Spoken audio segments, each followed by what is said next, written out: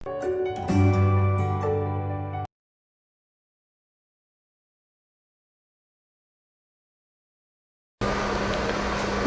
बच्चों, स्वागत है आपका Triveni memorial senior secondary school Hindi की ऑनलाइन क्लास में।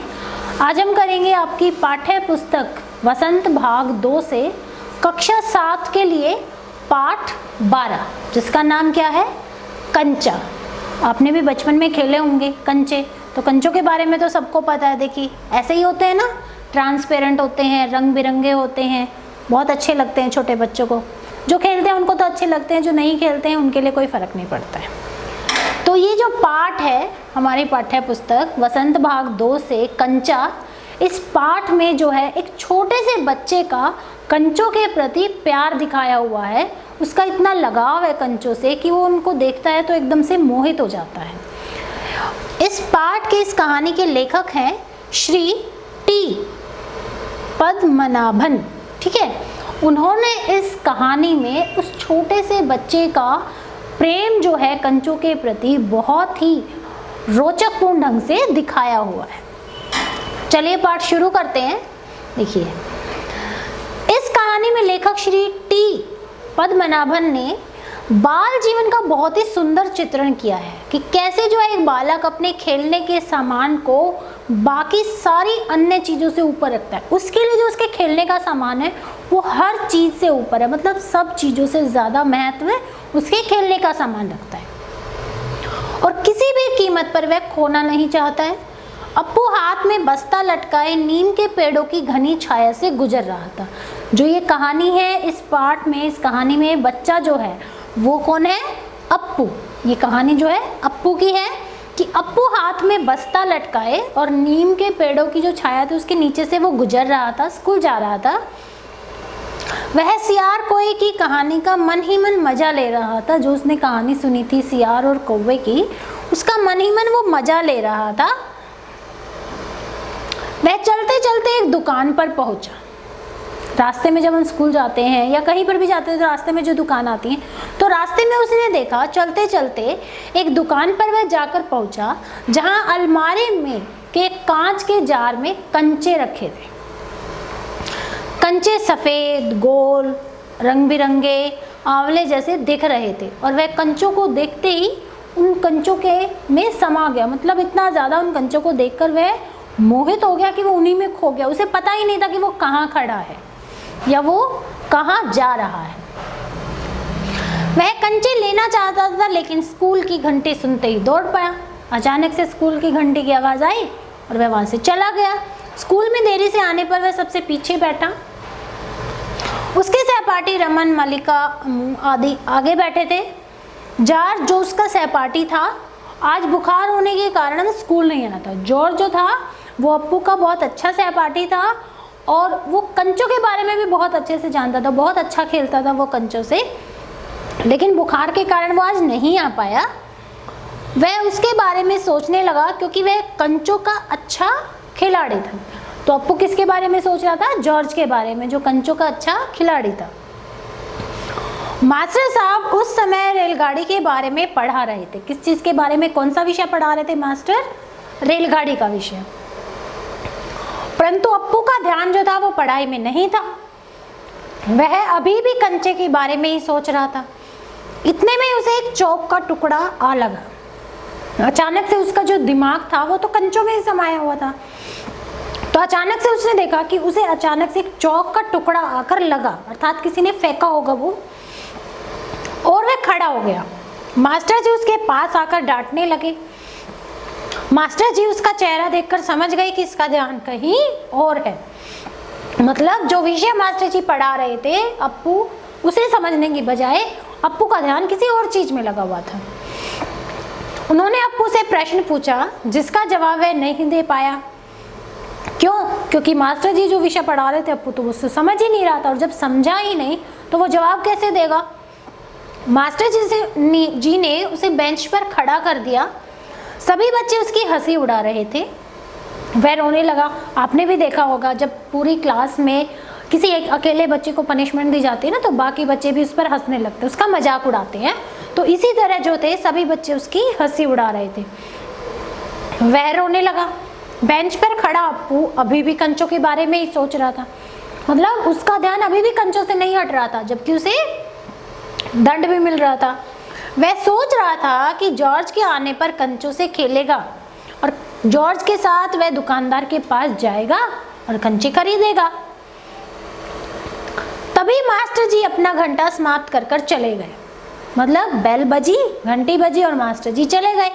अप्पू अब भी यही सोच रहा था कि कंचे कैसे लिए जाएं। मास्टर जी ने सब बच्चों को फीस भरने के लिए कहा, तो सब बच्चे अपनी अपनी फीस भरने के लिए क्लर्क के पास चले गए जहां फीस जमा करवानी थी। मास्टर जी के कहने पर अप्पू भी बेंच से उतरकर चला गया। बच्चे एक एक करके फीस भरने लगे। ज्यादातर बच्चों ने फीस भर दी, लेकिन अभी भी कंचे के बारे में ही सोच रहा था अप्पू। तो घंटी बजने पर सभी बच्चे कक्षा में वापस आ गए और इस तरह से क्या हुआ कि अप्पू जो है बिना फीस भरे हुए वापस आ गया। क्यों? क्योंकि वो तो कंचों के बारे में ही सोच रहा था और इतने में घंटी बज गई। उसके बाद शाम को वह इधर उधर घूमता रहा। मोड़ पर उसी दुकान पर पहुंचकर वह शीशे के जार में रखे कंचे देखने लगा। सारा दिन कंचों में ध्यान था। छुट्टी हुई, छुट्टी के बाद भी वो क्या उसी दुकान पर आकर फिर से कंचों को देखने लगा। उसने अपनी फीस के 1 रुपया 50 पैसे से उस दुकानदार से कंचे खरीद लिए। जब वह कंचे लेकर घर आ रहा था, देखिए पहले तो दुकानदार ने सोचा कि वो सिर्फ देख रहा। क्यों? क्योंकि वो सुबह भी जाते हुए, स्कूल जाते हुए कंचे सिर्फ देख रहा था और फिर वो छुट्टी के समय में भी आकर कंचों को देखता रहा।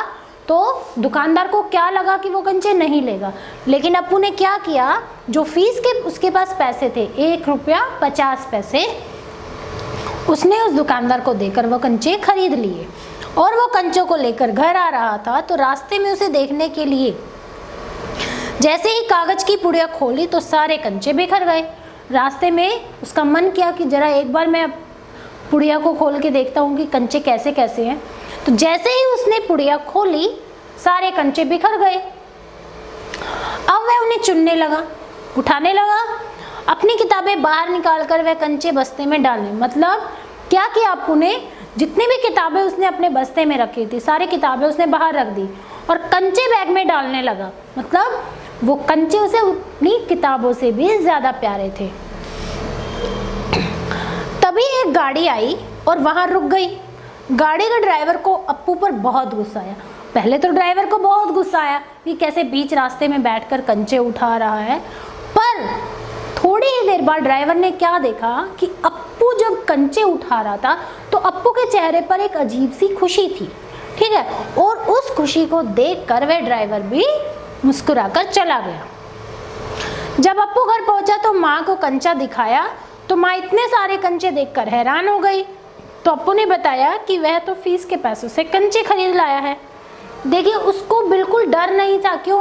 क्योंकि उसके डर के ऊपर जो उसका कंचों के प्रति प्यार था वो बहुत ज़्यादा था, इसीलिए उसने चिंता नहीं की कि माँ डांटेगी या नहीं, या सड़क पर बैठकर वो कंचे चुनने लगा, कोई गाड़ी आ जाए, उसे किसी बात का डर नहीं था। सिर्फ और सिर्फ अपने कंचों के प्रति उसे प्यार था। तो माँ ने कहा कि अब खेलोगे किसके साथ? यह कहकर माँ रोने लगी क्योंकि उसकी एक बहन थी मुन्नी जो अब दुनिया में नहीं रही थी। तब अप्पू ने माँ से पूछा कि आपको कंचे अच्छे नहीं लगे? तो माँ उसकी भावनाओं को समझ गई और हंसकर बोली कि बहुत अच्छे। पहले तो माँ को भी गुस्सा आया कि उसने फीस के पैसों से कंचे खरीद लिए, लेकिन जब उन्होंने देखा कि अप्पू इतनी प्यार से कंचे लाया और वो उन कंचों को खरीदकर बहुत खुश है, तो उसकी खुशी को देखकर माँ भी समझ गई और बोली कि बहुत अच्छे कंचे हैं। तो इस पार्ट में जो है अप्पू का कंचों के प्रति प्यार जो है वो लेखक ने बहुत ही रोचकपूर्ण तरीके से बताया है। चलिए देखिए अब इस पार्ट के देखते हैं कुछ कठिन शब्द। देखिए सबसे पहले केंद्रित स्थिर, मतलब अप्पू का ध्यान किस पर केंद्रित था? सिर्फ कंचों पर। छांव, छाया। 9 2 11 होना, भाग जाना। जार, कांच के जो डिब्बे जो दुकान पर रखे रहते हैं जिसमें से आर पार चीजें दिखाई देती हैं और उन चीजों को देखकर बच्चे जो है वो बहुत लालायित हो जाते हैं उनको खरीदने के लिए। कतार, पंक्ति। आकर्षित। टुकर टुकर ताकना। टकटकी लगाकर देखना, मतलब एकदम बिना नजर को इधर उधर दौड़ाए देखना।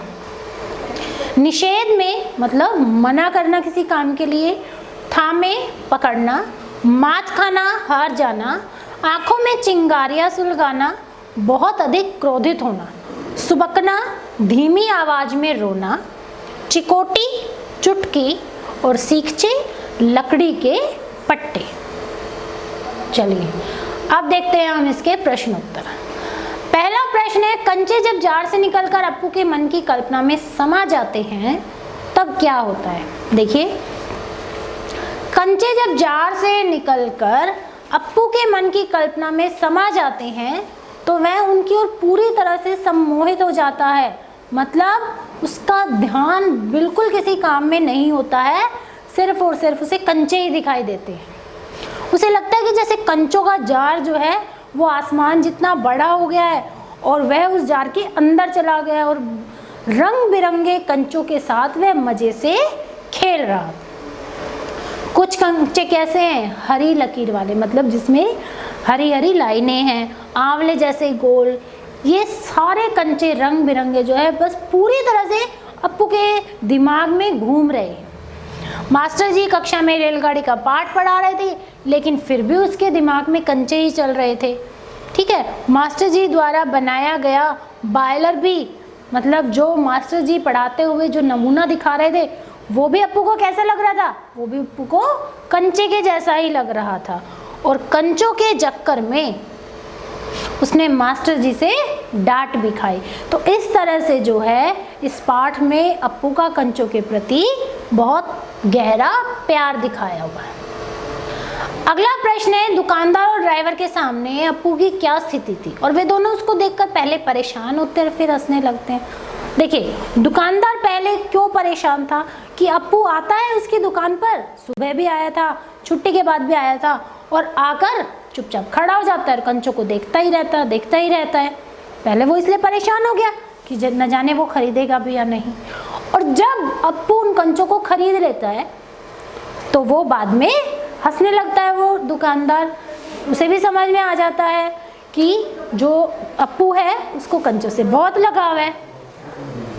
और उसी तरह जो ड्राइवर होता है, पहले तो उसे बहुत गुस्सा आता है कि अप्पू ने कंचे चुनने के चक्कर में सड़क के बीच में वो बैठा हुआ है, तो ड्राइवर को गुस्सा आता है कि कैसे बेवकूफ़ बच्चा है। लेकिन जब वो देखता है कि उन कंचों को उठाते हुए उसके चेहरे पर एक अजीब सी खुशी है, तो ड्राइवर भी उसका कंचों के प्रति प्यार समझ जाता है और बाद में जो है वो भी हंस पड़ता है। इसका आखिरी प्रश्न, मास्टर जी की आवाज़ अब कम ऊंची थी, वे रेलगाड़ी के बारे में बता रहे थे, तो मास्टर जी की आवाज़ धीमी क्यों हो गई थी। देखिए, पाठ के शुरुआत में मास्टर साहब सब बच्चों को ध्यान जो है अपनी ओर आकर्षित करने के लिए ऊंची आवाज़ में बात कर। हम भी जब क्लास में जाते हैं, आपने भी देखा होगा कि शुरू में जो है हमें तेज़ आवाज़ में बोलना पड़ता है, लेकिन जब सब बच्चे ध्यान से हमारी बात सुनने लगते हैं तब हम अपनी आवाज़ को कम करते हैं। तो उसी तरह से पहले तो सभी बच्चों का ध्यान अपनी ओर आकर्षित करने के लिए मास्टर जी तो जो थे वो ऊंची आवाज़ में बोल रहे थे, पर जब उन्हें लगा कि अब सब बच्चे उनका पाठ सुनने लगे हैं, सब बच्चे उनके द्वारा जो पढ़ाया जा रहा उसी में ध्यान मग्न हो गया है, तो इसलिए अब उन्होंने अपनी आवाज़ को कम कर दिया था। तो यहाँ पर इस पाठ के ये सभी प्रश्न खत्म होते हैं। आशा करती हूँ कि इस वीडियो के द्वारा जो है आपको इस पाठ का पूरा अर्थ समझ में आ गया होगा और आपको भी मन ही मन लग रहा होगा कि आपको भी कंचों से बहुत प्यार है। धन्यवाद।